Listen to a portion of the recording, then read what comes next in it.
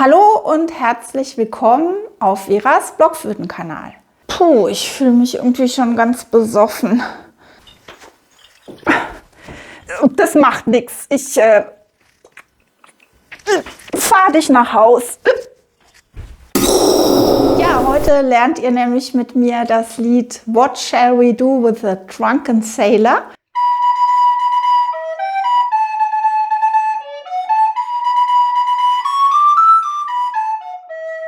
Ja, das Liedchen kennen ja viele von euch. Wenn ihr jetzt ziemlich am Anfang seid mit der Blockflöte, dann könnt ihr hier mitüben, wie ihr euch das beibringen könnt. Und falls ihr schon fortgeschritten seid, dann bleibt bitte auch dran, denn ihr müsst ganz schön schnell mit eurer Zunge arbeiten dabei. Und es ist auch ein gewisser Balanceakt für eure Finger und eure Flöte, denn wir fangen das Ganze auf der Sopranblockflöte mit dem H an und dann haben wir 2 Kreuze drin und da wird es gar nicht so leicht, die Flöte zu halten. 2 Kreuze, wie gesagt, das Fis kommt drin vor und das Cis, aber das ist einfacher, als viele von euch denken, die vielleicht gerade erst angefangen haben, und ich helfe euch natürlich dabei. Also lasst uns gleich mal loslegen mit dem Lied. Ich verlinke euch dazu auch die Noten unter dem Video, könnt ihr euch als PDF runterladen, und auch noch die Version für die Altblockflöte, also für eine Blockflöte in F.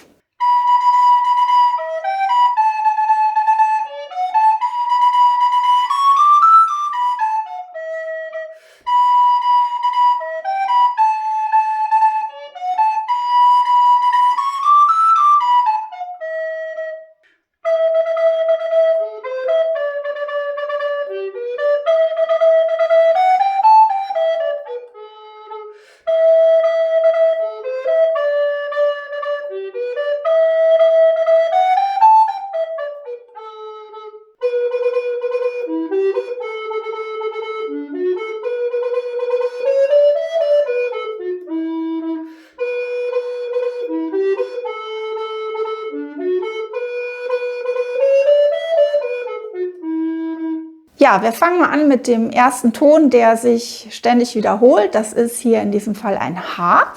Und bei diesem H müsst ihr sehr schnell mit der Zunge anstoßen. Also wenn ihr gerade erst am Anfang seid, dann wisst ihr es vielleicht noch nicht. Ich hoffe es aber, dass ihr es wisst, dass ihr bei jedem Ton einen Zungenstoß machen müsst. Also ein Dü oder ein Tü.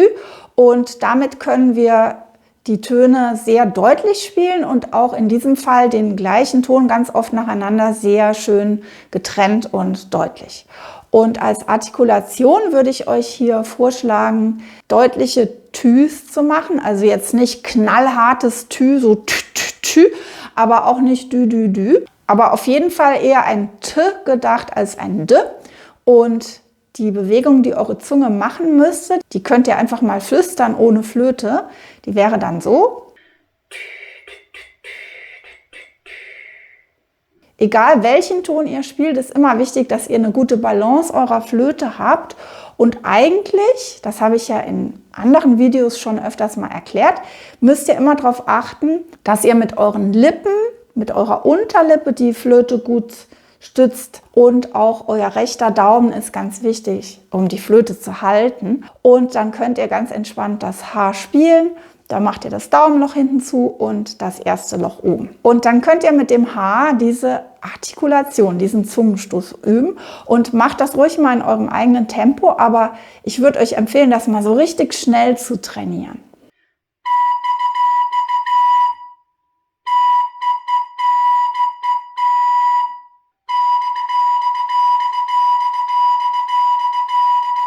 So, und den Rhythmus habt ihr ja jetzt ganz oft gehört, deshalb braucht ihr euch, wenn ihr im Notenlesen noch nicht so fit seid, euch jetzt keinen Kopf zu machen, wie geht dieser Rhythmus, also was sind das da für Noten mit doppelten Balken, das sind Sechzehntel, ja, und davor, also es beginnt mit einer Achtel, dann kommen Sechzehntel, aber ihr hört es ja, das ist der große Vorteil, und wir haben dann am Anfang des Liedes, die ersten 2 Reihen, immer diesen Rhythmus. Aber irgendwann ändert sich der Rhythmus. Das klingt so ähnlich, ist aber nicht das Gleiche. Ihr seht ja, das sieht langsamer aus irgendwie, ist aber dann doch schnell vorbei.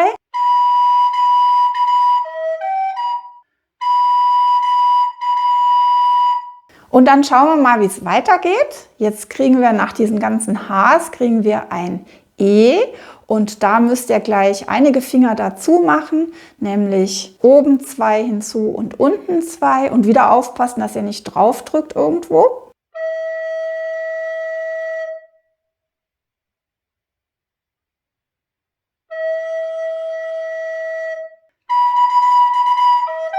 Vom E geht es dann zum G, da braucht ihr nur 2 Finger wegzunehmen.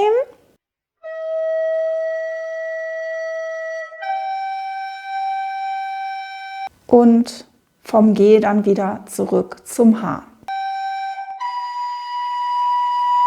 Und dann können wir das kombinieren mit dem Anfang mit den Sechzehnteln plus das nachfolgende. Und dann nehmen wir schon mal voraus, was später kommt, nämlich diesen zweiten Rhythmus. Kombiniert jetzt mit den nachfolgenden Tönen. So, und dann haben wir im dritten Takt aber das gleiche wie am Anfang, bloß mit A. Das ist ja wahrscheinlich kein Problem, also einen Finger mehr fürs A drauf. Und dann geht es im nächsten Takt weiter nach unten in die Tiefe. Da kommt nämlich das D, das tiefe D. Und ihr seht ja schon, da müsst ihr einen Finger mehr drauflegen und eben nochmal auf Lockerheit achten.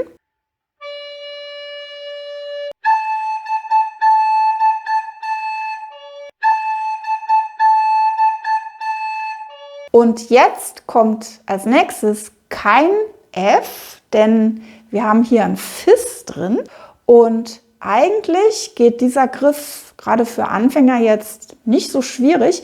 Ihr braucht nämlich nur vom D aus den Zeigefinger wegzunehmen und schon habt ihr das Fis. So, dann habt ihr also ein A, ein D, Finger weg, ein Fis und wieder zurück zum A.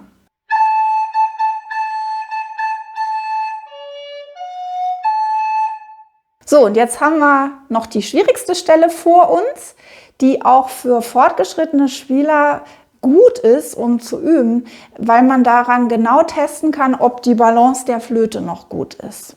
Und zwar ist das die Stelle gegen Ende des Liedes, wo ihr dann vom H zum nächsthöheren Ton müsst. Und das ist kein C in unserem Fall, denn in dem Lied haben wir hier ein Cis an der Stelle. Und dafür müsst ihr eigentlich einen Finger drauflegen und dafür aber hinten einen weg.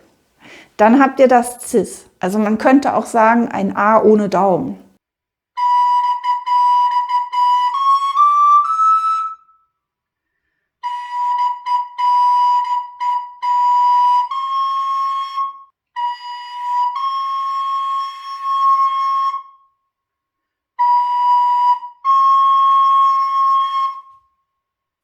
Und bei diesem Ton merkt ihr genau, ob die Flöte noch im Gleichgewicht ist oder nicht oder ob ihr vielleicht hinten mit dem Daumen festhaltet. Dann kann es euch nämlich passieren, dass ihr aus der Balance kommt und dass euch das Cis sehr schwer fällt. Also achtet nochmal drauf. Und ja, dann geht es weiter einen höher zum D, zum hohen D. Wir hatten ja schon das tiefe D. Und dafür müsst ihr einfach von diesem Cis aus einen Finger wegnehmen.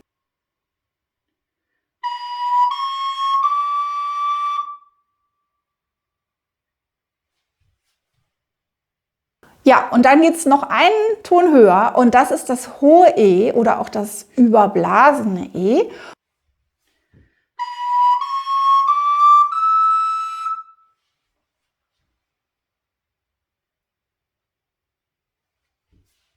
Und das ist vielleicht jetzt die größte Herausforderung in dem Lied, je nachdem wie weit ihr seid, aber auch wieder für Fortgeschrittene eine gute Sache zum Üben, denn hier müsst ihr das Daumenloch quasi halb öffnen. Ja, und ihr wisst vielleicht aus früheren Videos schon, ich habe ja ein paar Videos schon zur Daumentechnik gemacht, dass es eigentlich nicht so ganz halb offen ist, sondern fast zu. Auf jeden Fall kriegt ihr das am besten hin, indem ihr euren Daumen knickt, also dieses Gelenk beugt und das Loch ein wenig öffnet. Und ich empfehle euch ganz dringend, diese Daumenknicktechnik zu üben und den Daumen nicht einfach wegzuschieben. Aber ich kann euch nochmal die Videos verlinken, die ich dazu gemacht habe. Dann könnt ihr euch das genau ansehen und auch dran üben. Ja, also hier haben wir das E. Da sind ziemlich viele Finger drauf wieder und der Daumen hinten halb.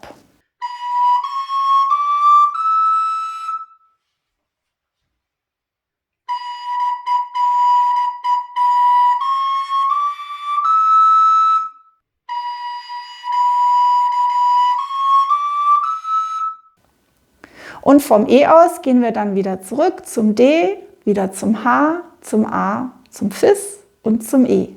Das sind ja Töne, die alle schon da waren jetzt in dem Lied.